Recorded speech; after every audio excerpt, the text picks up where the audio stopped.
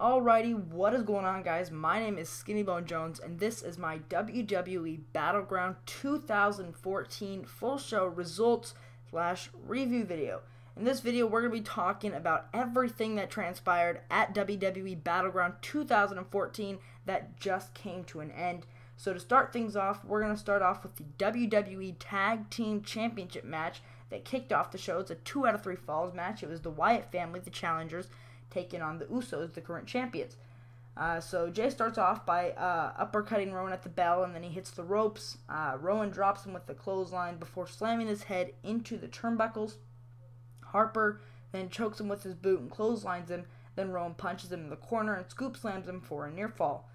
Jay then comes back with a kick to the head before Rowan elbows him. Then Harper knees him in the face, and Gator rolls into a headlock. Jay tries to fight out, hits the ropes, but Harper drops him with the big boot and makes the cover for the first fall, and the first fall of the match goes to the Wyatt family. Harper then goes for a quick near fall before Rowan splashes him. Then he goes for a side suplex, but Jay floats over. Then Jimmy blind tags in and rolls Harper up for the second fall. So the second fall of the matchup goes to the Usos. So it's 1-1. The third fall will determine the winner. Harper flips, stomps Jimmy, then Rowan hits a fall-away slam for a 2 count, and Harper kicks him a few times before Rowan whips Jimmy back into the corner. Jimmy leapfrogs him, and Rowan hits the turnbuckles. Then Harper tags him, but Jimmy sidesteps him, and Harper hits through the ropes. Jay tags in, splashes Harper. Then Rowan goes after him, but Jay pulls the ropes down and splashes him, and then follows with a tackle to Harper.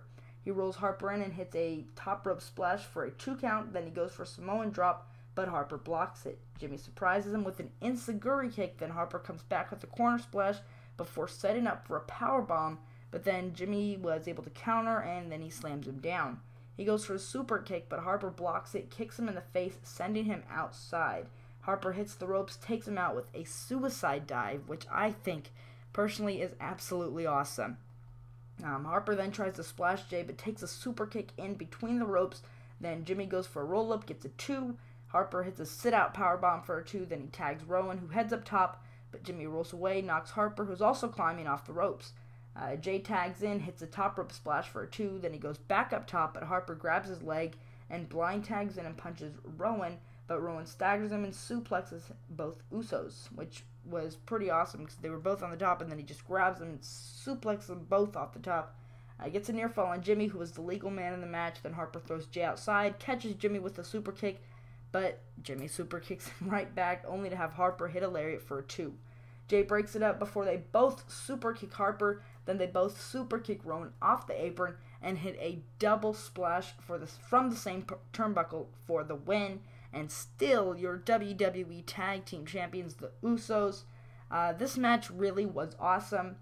From the way they built to each fall in the third sequence, which was really great in between the second and third fall. This was probably my favorite match between them yet, with the Usos and the Wyatts involved, including all their 6-man matches that they've had. It was really like a hard-hitting match with a bunch of well-placed high spots, and it seemed like either team could win. I was pulling for the Wyatt family. In my prediction league for Tom Cushing, I was predicting the Wyatt family, so that's minus a point for me. Next up, though, Seth Rollins comes out and cuts a promo about how he's smiling, and he's not worried because he's going to give Dean Ambrose the answer he's wanted. Ambrose runs in and attacks him, then some referees pulled him apart. Triple H has Ambrose thrown out before he checks on Rollins, who is getting up off the ground. So at this point, everyone's wondering, are we actually going to have a match between Dean Ambrose and Seth Rollins? Because right now it doesn't seem like it's going to happen because Ambrose was thrown out of the building. But next up is another championship match. It was the WWE Divas Championship match between Paige, the challenger, and AJ Lee, the champ. Paige starts off by shaking AJ's hand before throwing her in the corner and stomping her. Then she knees AJ in the face a few times before getting a near fall. Paige throws her outside and hits her a few times. Then she heads up top and AJ punches her a few times. Paige comes back with a sunset powerbomb for a 2, and Paige looks shocked as she tries to pull AJ across the ring. AJ kicks her and puts her in the Black Widow, then Paige struggles to fight out before finally breaking it with the hip toss. She hits a Paige turner for a 2, then AJ rolls her up for 2 before she catches her with the Shining Wizard for the win. So still your Divas champion, AJ Lee. This was a bit shorter than I'd expected, but it was very dramatic, and it made Paige looked great. Not taking anything away from AJ, who was great as always, but Paige got to shine early on in the matchup, and it showed her disbelief as she just couldn't put AJ in the match away. I'm looking forward to another one from these two. Hopefully at SummerSlam, but we'll most likely see it on a Raw. Not sure how they're going to play that out. But the next we have another segment. It's Randy Orton goes to find Kane in the boiler room and asks him to talk to him, but Kane says he really shouldn't be there. Orton says things got out of hand Monday, but he just wanted to apologize. Orton asks Kane if he has something to say, but Kane says he's the devil's favorite demon and he apologizes for nothing. Kane stares at Orton and says he will fare just fine in the Fatal 4-Way match. Then Orton says they need to take on their enemies, John Cena and Reigns, together.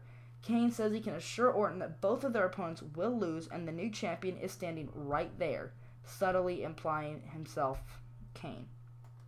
Next up, we have Russia versus USA. It is Rusev with Lana versus Jack Swagger with Zeb Coulter.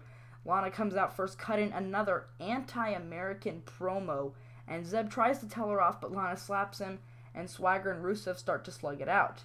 The bell rings, the bell hasn't rung yet. Swagger knocks Rusev outside, Rusev regroups, and then he gets back in, the bell rings. Swagger starts off by going for a Patriot lock, but Rusev rolls away, then he kicks Swagger in the corner and charges. Swagger ducks, goes for another Patriot lock, but Rusev rolls outside, so Swagger slams him into the apron and rolls him back in. Swagger splashes him in the corner, hits the ropes, but Rusev hits a diving crossbody before hitting a fall-away slam. Let me just say, Rusev is very agile for his size, and I really like that about him. Swagger comes back with a slam and Swagger bomb for 2, power slams Rusev for another near fall before going for another Patriot lock. Rusev kicks him away, sends him to the apron, knees him, and calls for a thrust kick, but Swagger counters with a Patriot lock. Rusev struggles to break it, but Swagger pulls him back in the ring, then Rusev fights through the pain and finally crawls to the ropes before falling outside.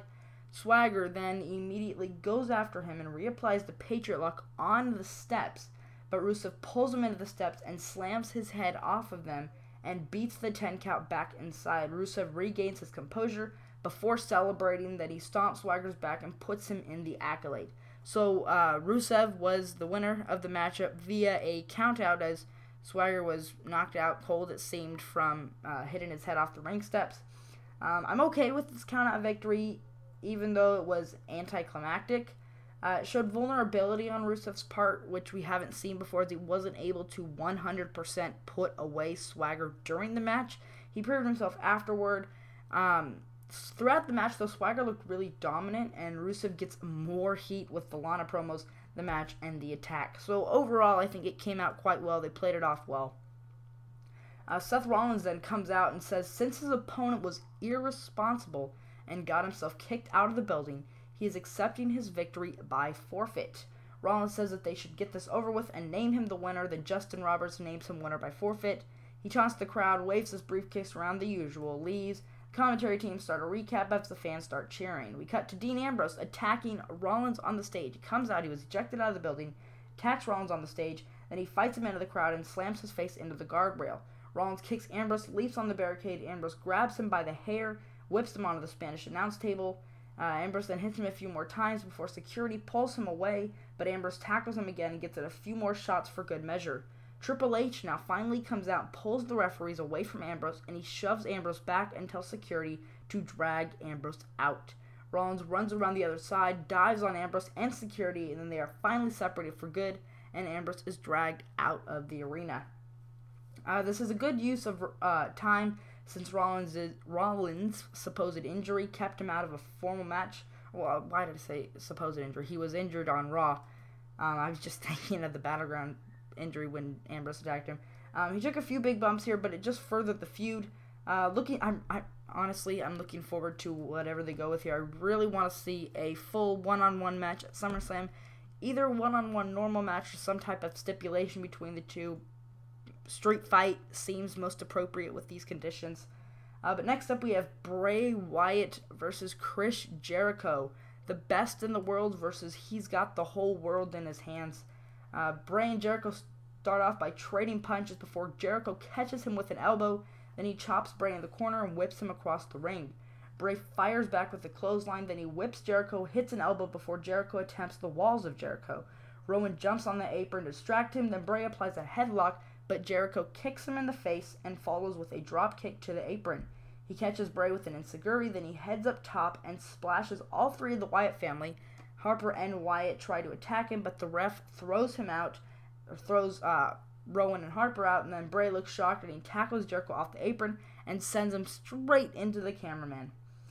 Bray runs at him, but Jericho tackles him. Then he goes for a side slam, but Bray counters with a release STO-like move for a 2 count. Jericho hits him a few times before attempting a lion salt, but Bray gets his knees up and splashes Jericho in the corner. Jericho comes back with a leg whip that sends Bray headfirst into the turnbuckles. Then Bray slams Jericho's face on the apron and sets up for Sister Abigail. Jericho counters with the walls attempt, but Bray kicks him away. Then he hits a diving crossbody, but Jericho surprises him with the codebreaker out of nowhere for the win. So Chris Jericho picks up the win via pinfall, one of the actual endings of a match, because a lot of the matches here have ended via forfeit or count out or whatever. So Chris Jericho wins. This was a good match from the start to the finish, and I can't really find anything to complain about here. Both Bray Wyatt and Chris Jericho are wonderful performers. I'm a little bit surprised Jericho got the win, but I like the way he did it with the codebreaker off the mat. Bray definitely isn't going away. This feud definitely isn't ending, so I look forward to the next match, hopefully at SummerSlam, which, if history serves correctly, both guys can outdo this as good as it was. Then we go backstage. We see Seth Rollins being escorted out of the building by Triple H and a security guard, and he thanks them, but he says he doesn't need them to help. Rollins walks away towards a car, looks around, then he continues to search the area as Dean Ambrose climbs out of the car's trunk behind him. Ambrose swings at him with something, I couldn't really tell what it was, but Rollins ends up ducking it, then Ambrose throws him into the car and they fight on the hood. Rollins hits him and jumps in the car, and Ambrose falls off the car before Rollins speeds away. And it is now time for the Intercontinental Championship Battle Royal. Every single man of this match got part of an entrance. Even Zack Ryder got a televised entrance on a pay-per-view. First, to start the match, everyone starts off by jumping on Khali. He shoves a bunch of guys out into one corner, clotheslines a few outside. Then everyone gangs up on him and throws him on the floor. Xavier Woods and Sin Cara get sent to the floor, then Truth and Axel are thrown out, and Big E and Kofi try to attack Cesaro together and wear him down. Diego clotheslines Sandow outside, then Ryback tries to powerbomb him, but Diego floats over, so Ryback instead press slams him on the floor. Sheamus Brogue kicks Ryback outside after he reverses a powerbomb, then Sheamus also hits Miz with the Brogue, but Miz rolls under the ropes as he hits the floor. Typical Miz Battle Royal strategy. Bo then sneaks up on Titus, throws him outside, then he celebrates, but Cesaro knocks him down and tries to throw him out. Kofi goes for a Trouble in Paradise on the apron, but Cesaro blocks it, tries to reverse powerbomb him, but Kofi counters it as Dolph fights with Alberto Del Rio near the apron. Del Rio puts Dolph in a cross armbreaker on the ropes, but Dolph counters with the DDT, snapping Del Rio's head off the ropes before eliminating him. Big E tries to press slam Cesaro outside, but Cesaro floats over and throws him outside. Then he tries to get Kofi out to the floor, but Big E catches him and holds him on his shoulders. They try to pull Cesaro outside. Cesaro deadlifts Kofi off of Big E's shoulders, suplexes him back in the ring before finally suplexing him back out to the floor. Slater surprises Cesaro by throwing him over the ropes, eliminating him. I thought this was hilarious because that's what Bad News Barrett tweeted Cesaro. He's like, I really hope Heath Slater eliminates you at the Battle Royal. Then Sheamus goes after Slater and sends him to the apron. Bo tries to sneak up on Sheamus and gets hit with 10 beats on the apron. Then Dolph drop kicks Bo on the floor, and Sheamus says it's down to them. But really, we know the Miz is still outside. Sheamus charges the corner, hits a knee lift, then he goes for a senton slam, but Dolph kicks him and goes for a famouser. Sheamus blocks it, hits him on the apron, then he goes for a brogue, but Dolph ducks, clotheslines him, and Sheamus only touches one foot to the floor. Sheamus puts him in a fireman's carry on the apron, but Dolph super kicks him to supposedly win. Then Miz runs back in and throws Dolph over the ropes to become the actual winner. So your new Intercontinental Champion is The Miz. In my opinion, Miz winning is fine. I mean, I predicted it. But the announcers really screwed this up by continuing to acknowledge Miz was outside the ring. We saw him go under the ropes, and even one mention would have been fine, but they just killed it. Cole and Lawler mentioned it a few times, and the cameras kept showing him laying near the broadcast table when it should have been a surprise victory. As for some positives, though, this was one of the better Battle Royals I've watched in some time. They cleared the ring pretty quickly, and it didn't wait until the final 2 before it turned into a good match. There were several great spots. It was competitive with about 6 people in the ring, which is really surprising for a Battle Royal. The spot with Kofi, Big E, and Cesaro on the apron was awesome. Kofi always finds a highlight real way to fight elimination, and this was a good one. Landing on Big E's shoulders, because Big E and Kofi are friends, so typically Big E would have probably just knocked him off his shoulders and eliminated him, but he didn't. And it is now main event time. It is the WWE World Heavyweight Championship match. Kane, Randy Orton, Roman Reigns, and John Cena, the current WWE World Heavyweight Champ. A lot of people thought the big gold belt was retired, the World Heavyweight title belt, but Cena did come out to the ring with it. They thought they retired it when he handed it over to Ric Flair. But Orton and Cena start fighting near the stairs as Reigns connects with some mounted punches on Kane. Then Kane hits a side slam before Orton assists him in stomping Cena. Kane picks him up, but Cena sends him outside. Then Reigns throws Orton out of the way, and Cena and Reigns have their first stare down. Cena tells him to bring it, but Kane and Orton attack them. Then Orton tells him to get out of the way because it's his match to win. Surprise! It was funny. Orton is actually wearing blue tights in this match, which he should have worn at Payback with Blutista. Kane gets pissed after that, uppercuts him. Then he sets up a suplex, but Cena and Reigns assist in a Tower of Doom spot out of the corner. Reigns puts Orton in a single leg crab as Cena applies a STF. Kane runs in, breaks it up before he gets knocked back outside the ring.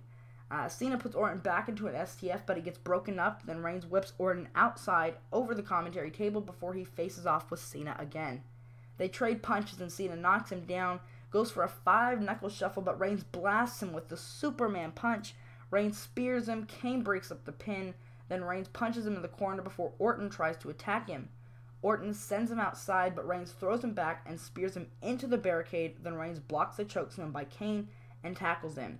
He goes for a pin, but Cena breaks it up. Then Reigns trades punches with him. Cena surprises him with an AA before Kane breaks it up. Kane chokeslams Cena, gets 2, but that one gets broken up as well, and Kane slams Reigns down before calling for a tombstone. Reigns floats over, spears him, but Orton breaks it up, hits Reigns with a quick RKO, but Cena runs in and AAs Orton before pinning Kane for the win. Cena AA'd Orton onto Kane. So still your WWE World Heavyweight Champ, John Cena. This match, honestly, what was everyone else expecting? You knew Cena was going to win. It's been 3 weeks of his title reign. Cena versus Brock at SummerSlam is what was leaked, and I highly doubt WWE will stray from that. In the past, though, it seemed like they would change things to kind of swerve the internet, but that was always wrong, and this was the right move. Will be interesting, though, to see in the next month where Reigns, Orton, and Kane all go from here. Reigns versus Triple H is rumored for SummerSlam, but there was no real tease of it tonight, especially because it was Orton and Kane. The Authority, Reigns, so it makes sense. But we didn't see anything tonight. Still a good match, though, with Reigns really shining in this match. I really liked Reigns' performance, but it wasn't the best match of the night.